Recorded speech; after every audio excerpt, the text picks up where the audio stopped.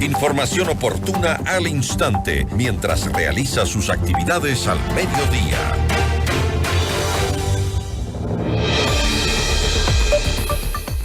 La Asamblea Nacional tiene 60 días para reglamentar algunas reformas al Código Orgánico Integral Penal. El propósito es combatir a la delincuencia organizada y también fortalecer el sistema de justicia que ha entrado en una severa crisis en nuestro país.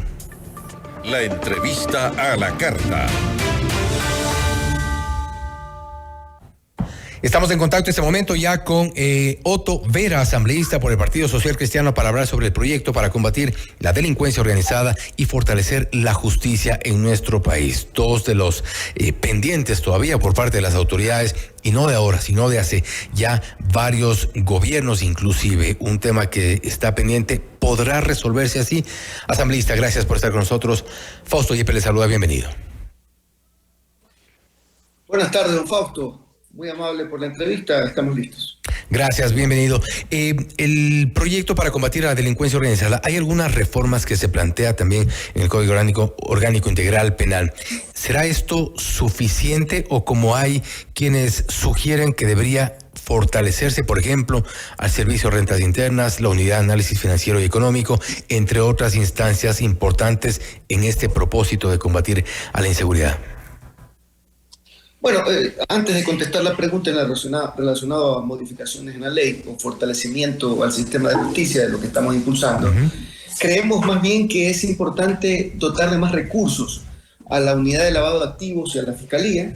De hecho, en la última reunión que tuvimos en nuestra comisión, que era bajo reserva, pero hay datos que sí son importantes que los conozca la ciudadanía, la fiscal nos hablaba de que se necesitan no menos de 500 nuevos efectivos fiscales distribuidos en diferentes ciudades del Ecuador para poder enfrentar la ola de criminalidad creciente en diferentes tipos de delitos, sobre todo en los temas que tienen que ver con la extorsión, con la intimidación, con el secuestro extorsivo.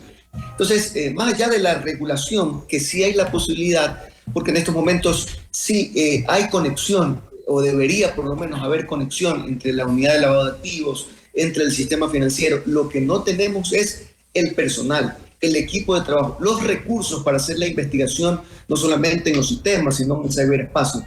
En ese sentido, yo pienso que eso es lo que debemos procurar.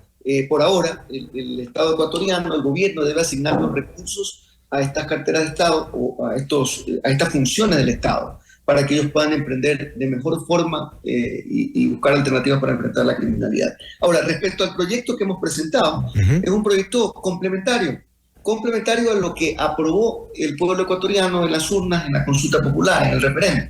De hecho, ya el presidente de la República envió los proyectos de ley en el marco de esa consulta y tenemos 2 meses, yo creo que hasta el 14, 13 de julio más o menos tendríamos como fecha límite para ya presentar los proyectos aprobados que nos ha presentado el Ejecutivo. Y es ahí donde queremos nosotros aprovechar para complementar lo que ha enviado el presidente de la República con ciertos ajustes, sobre todo en la parte procedimental, en la parte que tiene que ver con el procesamiento de los criminales. Es ahí donde está la fuga.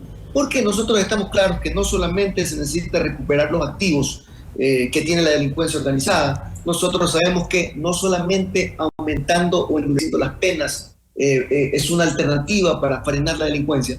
El cuello de botella, o mejor dicho, la coladera, esa es la palabra correcta, en donde se están fugando los criminales, es cuando se hace la investigación previa o cuando hay la captura en un delito flagrante de un criminal, en algo que tenga que ver como por ejemplo con la extorsión. Porque cuando los capturan, inmediatamente salen en libertad, es decir, ellos salen a defenderse libres.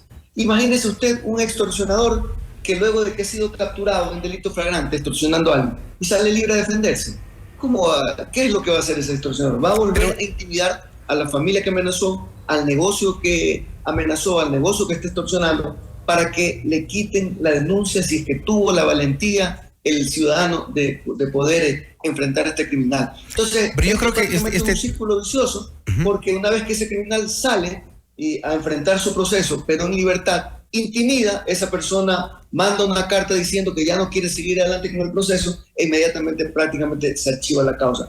Esos temas son los que tienen que modificarse y nosotros creemos conveniente que en delitos relacionados a la extorsión, al secuestro, no tienen que haber medidas sustitutivas. Y aparte de aquello, tiene que haber una reserva de la persona que denuncia para que pueda hacer, digamos, este planteamiento ante un criminal con la absoluta reserva y quizá a la final a lo mucho con un código alfanumérico que no identifique o relacione a la persona.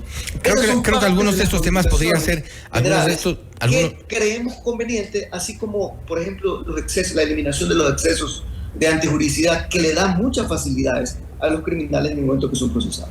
Algunos de estos excesos, le decía asambleísta, creo que es importante también señalar el hecho de que muchos han coincidido. Este debate ya se ha dado en algunos momentos críticos, sin duda, del país, y es que no necesariamente es falta de leyes, sino de control a los operadores de justicia, porque esto ya ha ocurrido, las leyes están allí, en algunos casos se ha endurecido también cierta normativa, pero no ha dado resultado con un sistema de justicia, principalmente en el ámbito penal, que está contaminado.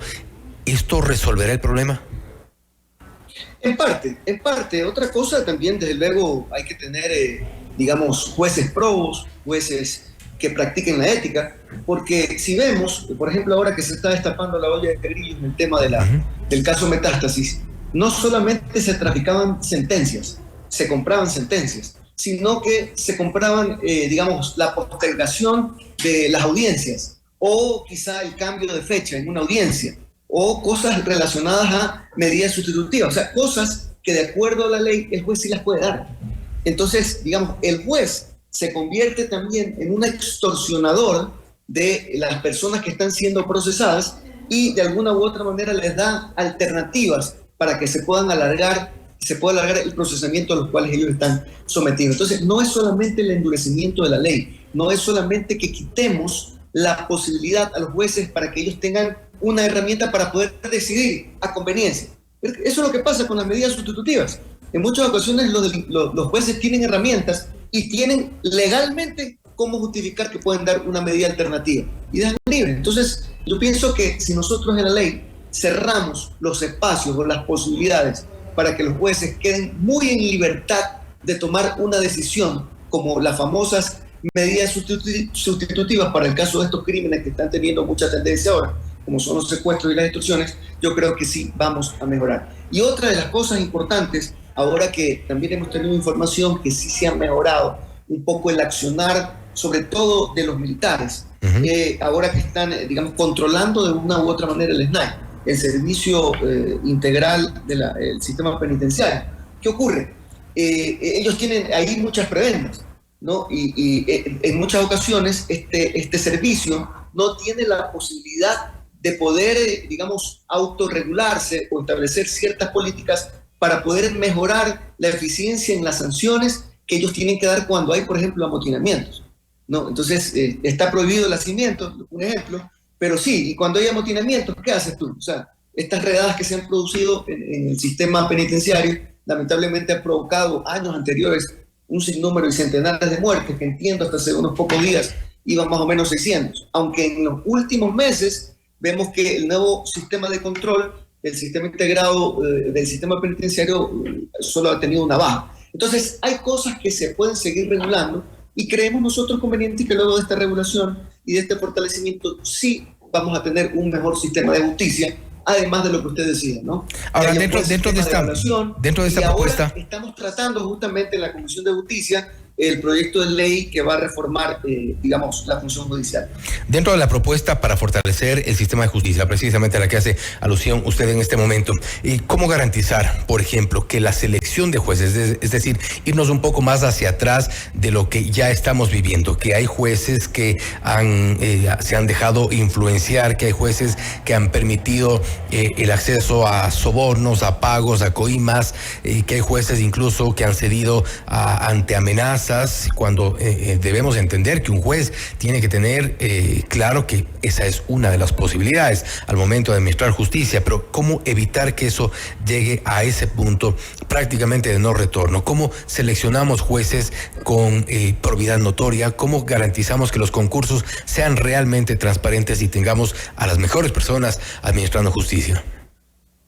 Mire, hay que ser sinceros, esto en muchas ocasiones han habido métodos de selección muy eficientes, no solamente aquí en el país, sino a nivel internacional, pero depende mucho de la formación del profesional. Porque tú cuando lo evalúas, puede ser que haya el mejor proceso de selección, se coge a la mejor persona, a la persona más proba del mundo, pero ocurre que cuando entra a ese mundo del sistema de justicia, al servicio de la justicia, ocurre que ahí lamentablemente se daña. Es decir, usted ahora, y yo creo que en ese sentido es la mejor oportunidad que tenemos, justamente aprovechar lo que está haciendo el Consejo de la Judicatura al proceso de selección de estos nuevos jueces, porque es decir, hay que hacer una limpia, hay que hacer una purga completa del sistema de justicia, porque lamentablemente cuando usted tiene una manzana buena y la lleva a una canasta de manzanas podridas, también se daña, y eso es lo que ha pasado. Entonces ahora yo creo que es el mejor escenario, modificar el sistema de justicia, fortalecerlo como lo estamos haciendo, el fortalecimiento de las penas, el endurecimiento de las penas, mecanismos correctos de selección y aprovechar que ahorita van a haber nuevos jueces para poder hacer, digamos, mejores reglamentaciones que permitan un mejor control, un mejor trabajo del Consejo de la Judicatura para poder, digamos, no direccionar, pero sí controlar que estas decisiones judiciales sean, digamos, lo más ajustadas al derecho. ¿Ustedes aspiran a que los planteamientos sean complementarios a las reformas planteadas desde el Ejecutivo a propósito de la consulta popular y referéndum? ¿No hay el riesgo de que sean quizá redundantes?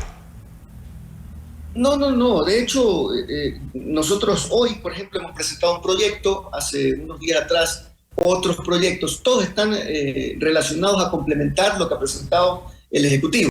Pero vamos a aprovechar, ¿por qué razón? Porque se estima crear una comisión multipartidista, ahora que los proyectos ingresaron, están siendo analizados por la unidad jurídica del Legislativo, seguramente en unos días más o la próxima semana pasarán al Consejo de Administración de la Legislatura y de ahí pasará al Pleno.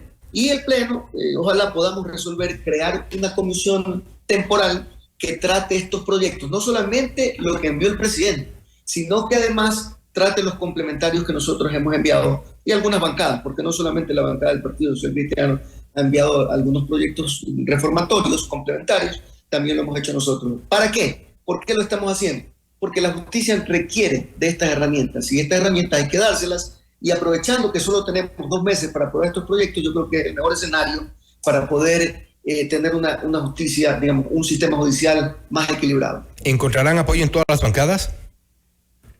Yo pienso que sí, son temas que se han estado conversando ya en días atrás, hemos tenido acercamientos con algunas bancadas, como son temas que realmente van a fortalecer el sistema de justicia, yo no veo ningún problema, por lo menos con las personas, coordinadores, jefes de bancadas que hemos estado conversando ya en nuestros proyectos. Hoy incluso que presentamos nuestra normativa propuesta, había firmas de algunas otras bancadas, es decir, creo yo que si somos lo suficientemente elocuentes y sustentamos bien los cambios que nosotros queremos promocionar, estos proyectos van a ser aprobados y van a salir en conjunto con lo que el presidente nos ha planteado. Y creo que hay una aspiración general de todos los ecuatorianos que cambie de alguna forma el sistema de justicia, que es lo que nos ha dejado con algunos pendientes y la desazón, evidentemente, principalmente en el ámbito penal. Asambleísta, nuevamente, gracias por haber estado con nosotros. Muchas gracias, Fausto, y estamos a las órdenes para cualquier entrevista. Gracias nuevamente. Ha sido Otto Vera, asambleísta por el Partido Social Cristiano, hablando del proyecto de reformas para combatir la delincuencia organizada y también fortalecer el sistema de justicia, que será complementario a los planteamientos presentados por el Ejecutivo a propósito de lo aprobado por los ecuatorianos en la consulta popular y referendo. Esto es Notimundo a la Carta, siempre bien informados. Notimundo a la Carta.